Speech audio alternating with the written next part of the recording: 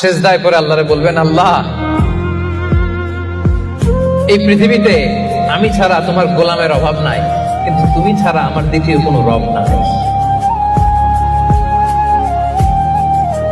চোখের পানি ছেড়ে আল্লাহরে ডেকে বলেন, আল্লাহ এই জমিনে আমি ছাড়া তোমার গোলামের কোনো অভাব নাই, কিন্তু তুমি ছাড়া দ্বিতীয় কোনো রব আমার নাই, তুমি ছাড়া দ্বিতীয় কোনো জায়গায় চাওয়ার সুযোগ আমার নাই। চোখের পানি ছেড়ে আল্লাহরে বলেন, আল্লাহ কোরআনে তুমি শিখিয়েছো ফরিয়াদীদেরকে কেউ যদি চায় ওই ফরিয়াদীদেরকে বারণ করা যায় না, তুমি কেমন করে এই অভাগা ফরিয়াদীকে আজকে ফিরিয়ে দিবা। চোখের পানি ছেড়ে আল্লাহর কাছে চা, সব তিনি দিয়ে দিতে পারেন। চিল্লায় বলেন ঠিক কিনা?